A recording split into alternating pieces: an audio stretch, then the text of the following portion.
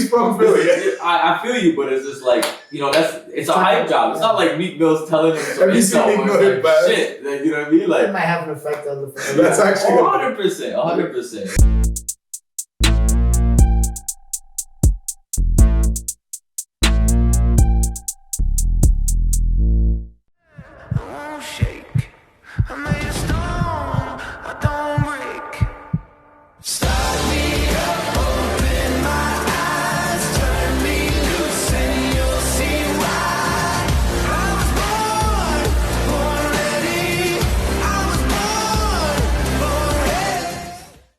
Welcome to Thicc Boy Fight Club. I'm your bulking boy. I'm Tyson the Beast. Our guest today is undefeated professional boxer, Canadian welterweight champion, Kane Heron. What's up? Before we get started, the Thicc Boy restaurant shoutouts. I'm going to shout out Charred Grill, South African spot. Always hooks up the spare ribs. You get like a pound. And they got a bunch of different sauces. And then they got the waffle fries and the Mogul cassava fries. So shout out to them. My spot is... So what used to be Cow Gang, everybody knows that's the spot, but they recently got taken over by somebody who wanted to help them through all this pandemic stuff. So the new spot's called Thai J Learn. I don't know if I'm pronouncing that right. But same menu, same everything, the same two girls that run it, same chef and all that. They just rebranded it, so shout out to them. Lakeshore Tobago, best food in the city. And I gotta shout out my people, Island Palace at Dundas and Dixie area, Mississauga. For all your, West Indian, Jamaican dishes, they got everything. Curry goat, jerk chicken. Actually, the signature is the jerk chicken. It's a little bit different, but still Jamaican authentic, So shout them out. Like real spicy. So shout out to our sponsors as well. Number one sponsor, Top Mutt Studios, Phallon, Dunn, best producer in the city. That Kangen water. Clinch Culture, Mo Mine, Kimura, Gas Tank, Major Pack, Just for Kids, Bearded Bites. Blessed Edibles. Who else we forgetting? If we forgot you, we'll get you on the next one. Shout out to all the Junior Trainer as well. Big shouts to Huff, where my guy Kane trains, Battle Arts, 10th Planet, Delgado Boxing, you name it. So yeah, let's get into it. So I've known Kane for a while. He's been on the boxing scene here, part of Lee Baxter Promotions. I think you even went to Colombia and fought, right? Yeah, in Medellin. And you fought just recently, correct? At Rebel? Yeah, December 12th, Rebel Nightclub. Yeah, have all your professional fights been with Lee? Yes, I turned pro with him in the end of 2015. Oh, okay. Yeah, why don't you tell us a bit about your amateur background, actually? So as an amateur, I had about 85 fights, about 90 fights, 85 wins, about maybe 9 or 10 losses. Was a provincial champion, national champion a couple times. So I got to travel with Team Canada. I got some of that international experience at a pretty young age, and yeah. Did you ever think about going to the Olympics? Oh, definitely. I mean, I think any fighter or any athlete that has a sport in the Olympics is thinking about that, especially at a young age. But unfortunately, the way it goes, there's a lot of politics. Obviously at the top and the bottom, especially in Canada. We don't really push a lot of sports other than hockey, getting into soccer and basketball, but boxing was definitely the least on the list. So I remember even going over to Europe with Team Canada. We didn't have tracksuits yet.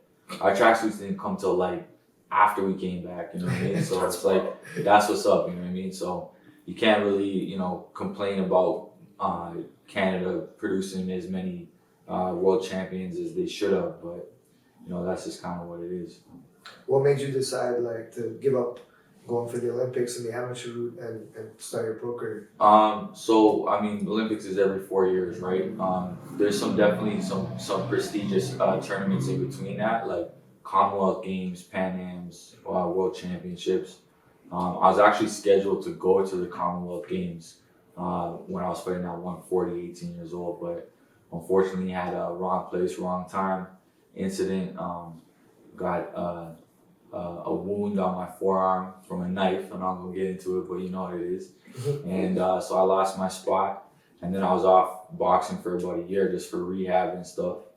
And then I came back in my early 20s, got a provincial title, went to nationals. They took the headgears off. That was the first year they did that. That must have been exciting. Well, it was exciting, but again, I mean, there's little to no money in there, so they didn't foresee like all the problems they're gonna get. Like as an amateur, you know every day you fight, you gotta weigh in, and then you gotta do the medicals. So there's a lot of fighters getting cut from elbows and headbutts and whatnot that couldn't even compete in the next day, and they won. So you had a lot of stipulation, and I mean like the whole idea with taking the headgears off because you're more prone to getting a concussion with it versus without it was just ludicrous. I don't know, man. I mean, it definitely doesn't protect as much as you would think, but at the same time, like I wouldn't say more, but I think it's the same. I don't think it would. I think you just might get hit. Well, when you're doing same-day weigh-ins, there's dehydration. It's not the same as a pro fight where I get 24 hours. If I'm dehydrated and I get a concussion, and I'm fighting multiple different world being able to cut weight. Yeah, and like when you only have one fight, you can give it almost your all in that one fight. When you have like you have to fight or in a tournament several more times, you gotta like. And your weight class is probably one of the more popular weight classes anyway, right? Heck yeah. I mean, 140 to 154 or 152 is the amateur weight class. It's stacked, you know what I mean? So in a tournament like that, you're fighting minimum 4 times, maybe 5 times. Yeah, you know in 3 days. Yeah, I mean, yeah, first couple of days. It depends. Like, when I finished in the amateurs, I fought at 152 because I'm weighing in 145, so I'm eating, you know what I mean? I'm drinking. So that's smart. So exactly. So I'm going into third fight, fourth fight, and my body's not worn down.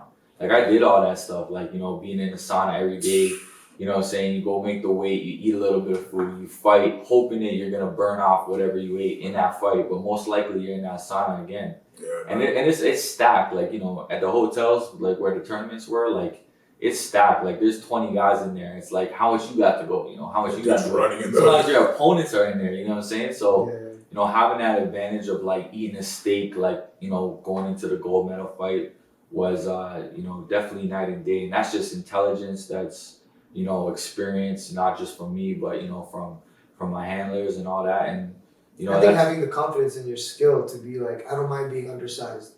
Well, it's an ethic in boxing that's terrible. I mean, if you naturally walk around at 180, 160, you should be fighting 20 pounds lighter, because you're going to bring in that advantage of being a bigger guy. That's MMA, man. That's wrestling.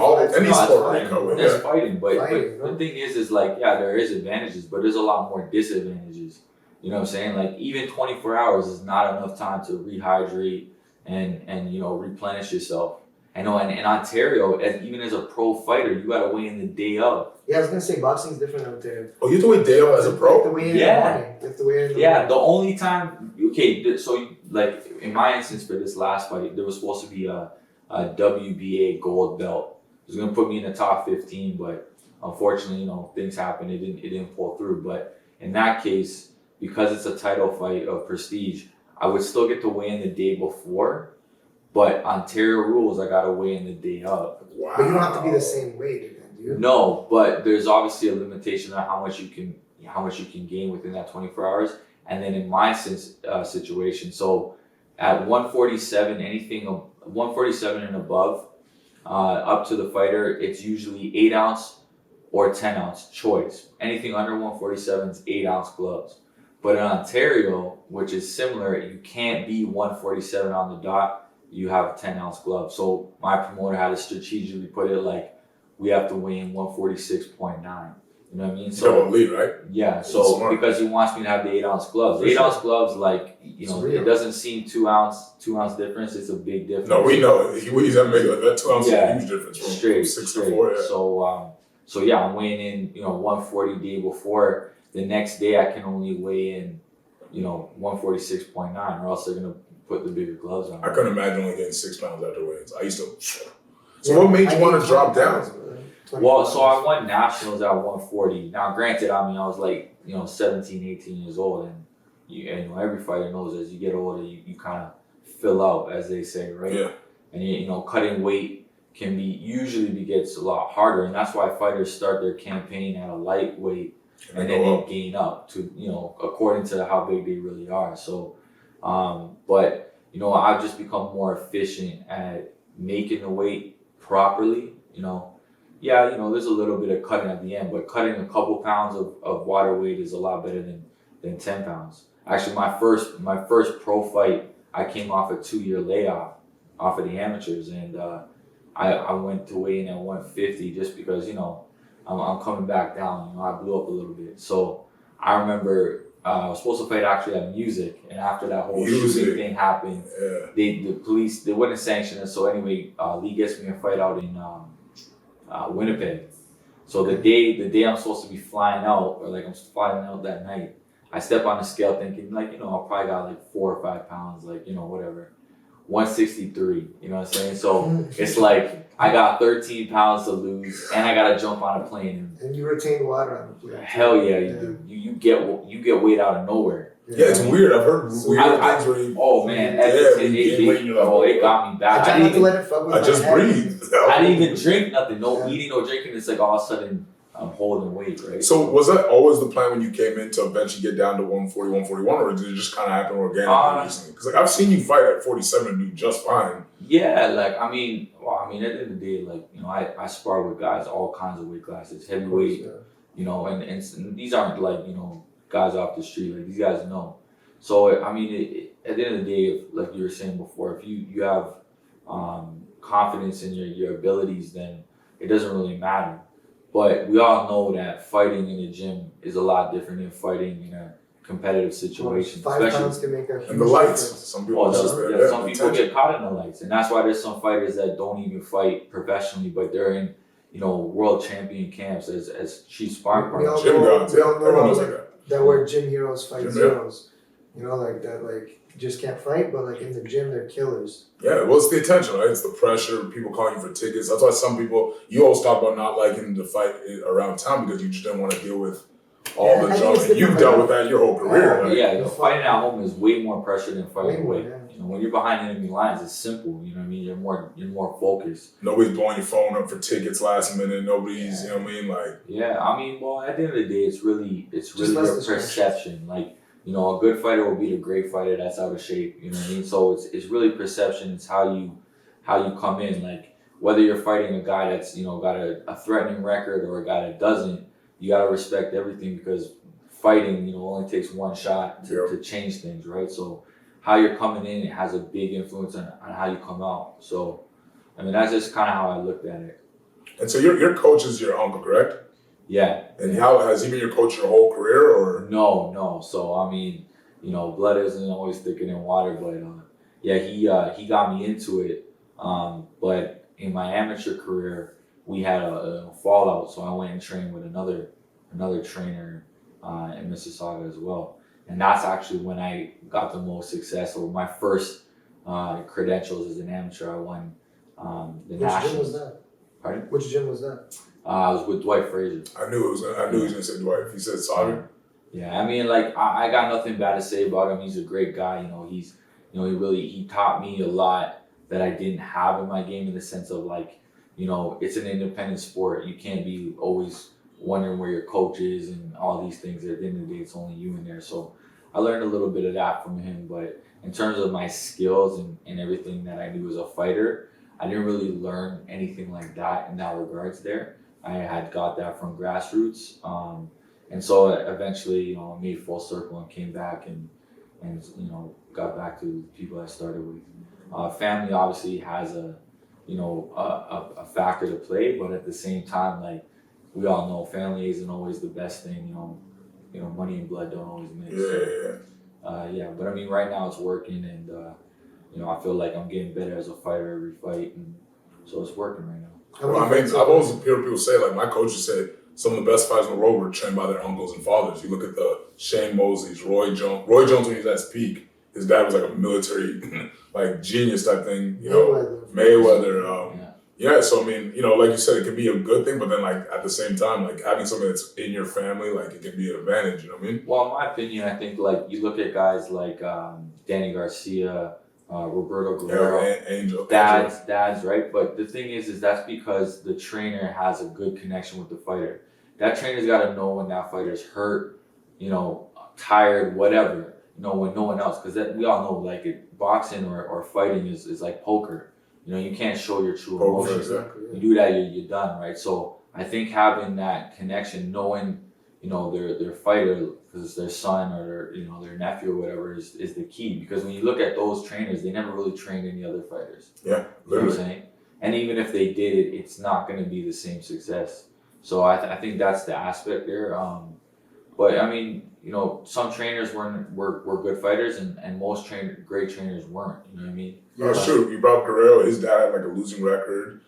Angel, I don't even know if he ever went pro. And even, people want to knock Teofimo now, but you can't deny what his dad did to get him to where he was. He may have lost recently, but you can't deny, his dad's a little crazy, but you can't deny that type of, when you go home, if your coach doesn't know what you're doing on that time off, at least if your uncle or father, they know what you're eating, they're able to stay on you. I think there's an advantage. No, it's true. Like they give you a bedtime, So recently with all these fights, when let's say the Teofimo Lopez and all these guys, now that they're around your weight class, who do you think is the best guy in those two weight classes, the 35 to let's say 47? Because everyone saw the Kambosos fight, it was an amazing fight, but who do you think is the guy, and even counting the lightweight, right, from 35 up, who do you think is the guy in those weight classes right now? I don't know. I mean, there's a couple answers to that question, because you look at the guys that are stars. They generate a lot of drama or speculations. And they got good skills. I mean, at the end of the day, at that level, everyone's good. Yeah. But you got to look at the guys that look for longevity in the sport, like the guys that are doing things that are not so common. You understand? Like there's guys that are good scrappers, and they have at least a decent IQ, but they're not doing things that's like wow. You know what I mean? Yeah. Other than if it's a KO, because most people want to see blood, and at the end of the day, everyone likes a knockout, but that doesn't necessarily mean there's a lot of skills. You know what I mean? You look at like Mayweather, like most people didn't really like him, but at the end of the day, you can't really knock the skills that he's showing. They didn't know boxing, man. And a lot of people didn't know Mayweather until he went up all these weight classes. If you watched him back when he was beating up Arturo Gatti, that Diego Corrales fight, to say he ran, you don't know boxing if you claim. He did to Canelo? Look what he did to Canelo. I always bring up when people talk about him running. It's I couldn't tell, because I could have swore it was Canelo's back was up against him. You know what I mean? So you're not supposed to go up 6 weight classes and knock people out. It's not normal. You're not supposed to be bullying people if you start. He toyed with McGregor. He started at 125, 119 or something? Yeah, 120, I think, 122. Yeah, you're not supposed to go to 54 and starch people. Who impresses you right now? In those, because that's your wheel. Yeah, you're, to me, in one of the toughest weight classes, period. You got Josh Taylor, you got obviously Lomachenko. Who do you think's that guy in those? Because it seems like everyone's talking about bouncing back and forth depending on the bigger fight. Who do you think's the king of that right now? Well, yeah, at the end of the day, those guys, it's not about, getting another world title, because they already got them. It's all about money at the end of the day, right? So they're going to fight who's going to generate the most money, and that's not always what's going to generate the best fights. You know what I mean? There's big money fights that, obviously don't live up to the hype just because styles make fights. You know what I mean? You want a fighter and a boxer, or a boxer and a fighter. You know what I mean? Look at Gervonta. Gervonta is a guy that's actually slept on in terms of doing stuff that the average person wouldn't understand. You know what I mean? Timing and distance, controlling that thing. But look, he gets a guy like his last fight that he couldn't knock out, and all of a sudden the buzz is dead. Yeah, that's funny, because it was obvious to me his left. Dude, he didn't throw his left hand at all the last round. That's what he no, that I mean, at the end of the day, you'll never know. There's a lot of guys, look at a lot of guys that Lomachenko fought. They all broke their hand in the corner. We gotta stop the fight. Rig it down. Yeah. It's pride. When you get to that level and you knock a lot of guys out early, you have this. You start believing the hype. You know what I'm saying? You start believing in that power. And then all of a sudden you meet a guy that you can't get out of there, fear starts, setting in. I think it was a good thing for him. I think the way that fight went, it was a good thing, because to your point, I think it humbled him a little bit. And I think it was better for boxing that him and Teofimo lost, because now Lomachenko isn't the champion anymore. Teofimo doesn't have the belt. People are, like you said, knocking Gervonta. Now these guys have to fight each other. Kambosos now I'm hearing is talking about either fighting Lomachenko or you got Ryan Garcia in the mix there too. Well, and Kambosos now knows if he wants to go do a big stadium fight, you can't fight a bump. So now it's forcing good fights that all these guys had these performances. In my opinion, Devin Haney didn't knock out his last guy. I think it's good. Knockout boxing is the best guys don't fight each other. Yeah, we missed so many good fights. I think it was a good thing they didn't knock him out right away. I think now Ryan Garcia is talking about fighting the guy he fought. Now Ryan Garcia wants to fight again, because I think he thinks, if I can knock this guy out, it makes me look like I'm better than Gervonta. So I said what happened recently was a good thing for the sport. Like, I think Kambosos being the guy now is good because he knows he has to fight a tough guy. He doesn't have that type of... I think it's good because that guy, you know, you see what a man is on all the praises he gets. You know what I mean? Like Teofimo went to his head, and that's what messed him up. He messed himself up. At the end of the day, like, as you know, in an independent sport, especially fighting, is you against yourself all the time. I mean, obviously the guy you're fighting, but it's you against yourself, and that's really, you know, the start of the end right there. Kambosos, even though like after he won and how he won, like, and Teofimo being like who he was about it, like just like, you know, whatever, he still, you know what, I called him out, I reached out to him, like, and I'm hoping he's doing okay. Like, he's a real dude. So I think because he's holding all the cards, it's good for boxing because it's in good hands right now. And he's a guy that'll fight anybody. But the problem is that there's a lot of fighters that, you know, are on strings. They can't fight who they want to fight. They can't fight who everybody wants to see them fight. They got to fight whoever, you know, is pulling the string says for them to fight. And that's the bad part about boxing. And I think it's transitioning a lot. Mayweather started that, like, where a lot of guys are self-managed or self-promoted. And it's kind of getting rid of, like, the Al Haymans and the, you know, the Bob Arams. Yeah, exactly. Well, thank God Terrence Crawford finally got to leave. Hopefully we get to see the fight with Spence. But you know what? Like, that guy, at least Bob Arum, like, by all means, I'm not like vouching for him, but he usually makes pretty decent fights. Al Heyman is like, he's an advisor, and now he, like, not, you know, he's done good for his fighters, but no, they're all fighting each other. They're not, you know, so keeping the money inside. You know the stable PBC. Yeah, you can't knock it. Who would you want to fight? Like, who would be your dream fight? Dream fight? Yeah. Oh man. At the end of the day, like, some of the guys that I would like to share the ring with, you know, are probably, you know, not fighting anymore, right? So, but I still, when I look at it, like, I'm always comparing myself to whoever's at the top, you know, as good as or as bad as they may be.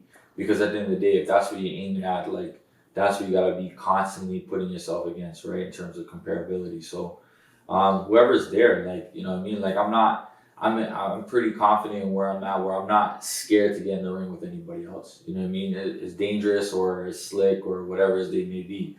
There's definitely some guys that are more frustrating, you know, movers, guys that, you know, are less willing to fight because it's in my integrity. Like, there's a lot of times where I'll deviate in fights because it's like, I know what to do to win and I know what to do that's easy.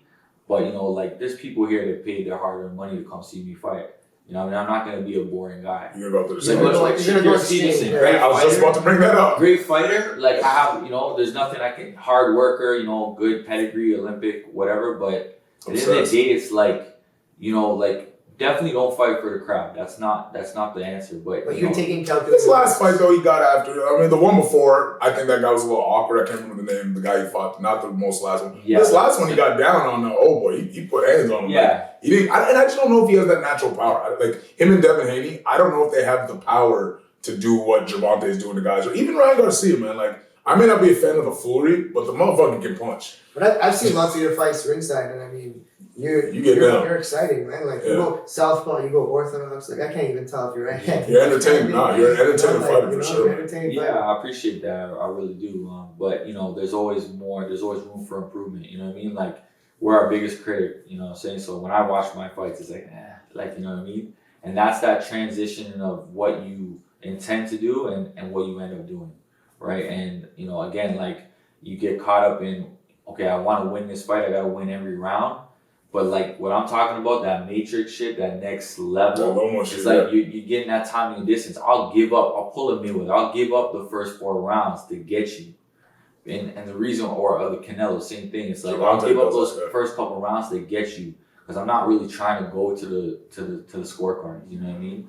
For the most integrity, like, that's where I want to switch over now. Like, a lot of my fights, if anybody's just looking and watching from their person perspective, they're gonna see me as a guy that's moving, you know, trying to be, you know, a little bit cleaner or whatever. But, you know, this next year is gonna be different.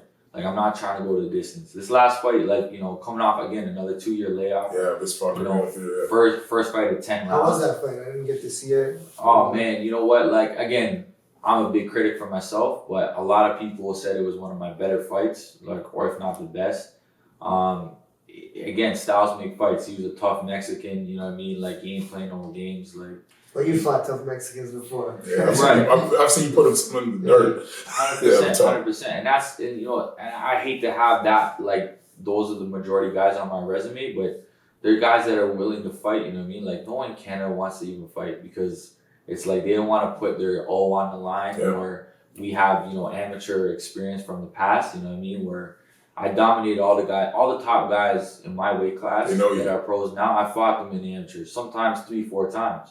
And most of them I beat every time, right? So I don't know if it's that, but at the end of the day, these guys don't want to take that risk. They're all being protected, and you know, I don't ask to fight certain guys with my promoter. I'm just like, okay, who you got for me? You know what I mean? Just so I can do, you know, some stuff. You're in studying. good hands. You're definitely in good hands, you know? Yeah, he knows what he's doing. Yeah, 100%. No, I'm very thankful. He's put on the biggest shows here in Ontario by far. Yeah. Because the main guy in your weight class now isn't Josh Taylor's the main guy at 40, right? He's at 140, yeah. Is there any words on who he's going to fight? Because I know a bunch of guys wanted to go up to fight him. There was all these talks. Well, there was that, him and Terrence Crawford are, you know, kind of like buddies, but, you know, Is Terrence going to drop to do, you think? Well, at the end of the day, like, Terrence moved up to 147, right? To get the money fights, right? And obviously he could handle himself there, but at 140 he was the best. That'd be almost unfair. Like Josh Taylor to me is a beast, but I don't think he can rock with. I want to see Crawford versus Spence if Spence is healthy. That's the fight I would like to see there. Well, my boy Sam Vargas, he was actually in camp with Josh Taylor for that Ramirez fight. And so you know, that's some inside info, you know? Yeah, exactly. And I mean, not to get too much in depth, but he was kind of saying like, this guy can't crack. Like, he doesn't have that juice. Now, again, like, you know, power is obviously, like, there's some respect to it, but it's the shots that you don't see that do the most damage. And like, I've dropped guys with an open hand, you know what I mean? And, you know, and then I've cranked guys with like a hard fist. And I mean, it's all in perspective who you're fighting, but it's not, power is I don't know. Crawford is not an easy guy to go. Look at the last fight with Sean Porter, who's a beast. Literally, he thought he was winning the fight. Did you see the video of him in the 10th round when they told him he was losing? And that's when he was like, "What do you mean I'm losing?" They're like, "Yeah, you're losing on the." He's like, "What are you talking about?" And then he finished him. It was like he thought he was winning, and then when he decided that, "Oh, I might be losing," like, so he's not a guy you're gonna make it through 12. You have to really be the better boxer to beat Terrence Crawford in 12 rounds. You're not. Yeah, I mean, you gotta be. Sean Porter kind of gave up there, I think. Like, he broke him. You know, like Crawford's not a one-punch guy, right?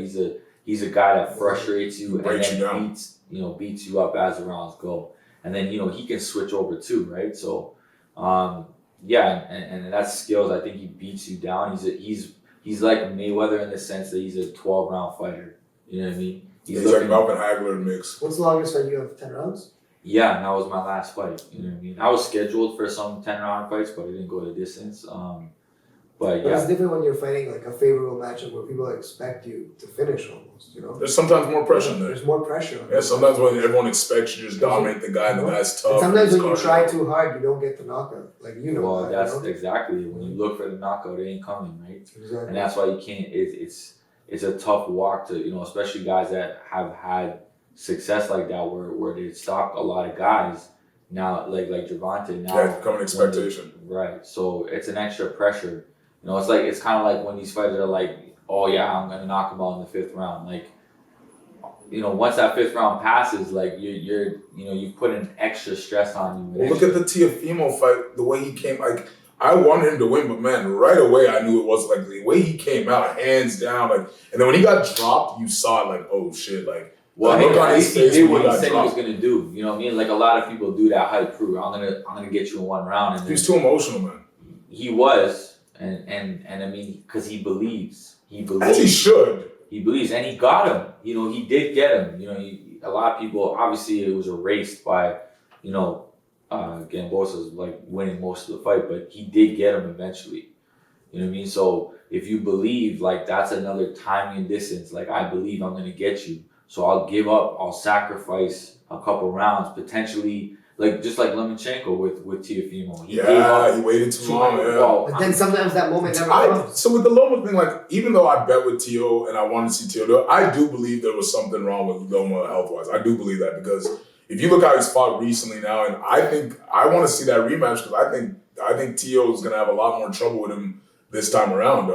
So who for you? Before we wrap up, who would you say is your? Because this is a conversation we always have. Like, who would you say is the top pound for pound guys? Like, let's say your top 3 if you had to. And this doesn't have to be like, obviously it's subjective, but like, who would you is your 1, 2, and 3? Still right now. Yeah, right now, pound for pound. Well, there's nothing that anyone can argue about Canelo being a top guy. Obviously where he's doing now, going up to cruiserweight to make history and fighting a guy that's like no one really wants to see. Like, it is what it is, but definitely no one can take that away from him. So I'd say that's number 1.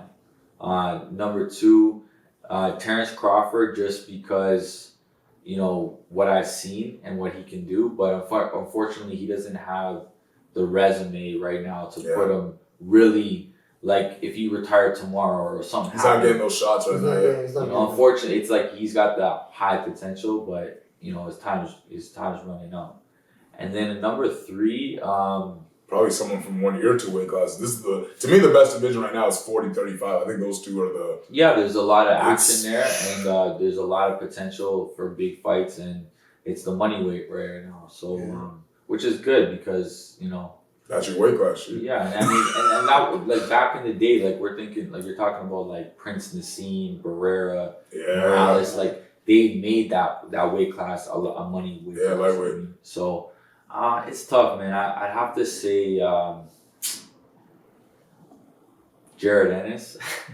Yo, I'm not knocking that statement at all, brother. And there's another guy there. Actually, I forget his name. I'm a huge Ron Ennis guy. I really believe what you're saying is true. He switches. He's nasty. You know who he is? The kid from Philly. Oh my God, I like that answer, bro. That's So I got because at the end of the day, like, you know what, like, it's not this. Like I said, he's not that star status yet. But you see the potential. That's because a lot of guys are scared. Nobody wants that. And he has. When you put a guy like him on the stage, I think he's gonna shine. Like, he is nasty. He's got the flash. He moves well. Like, he's nasty. I love that answer. Yeah. I say.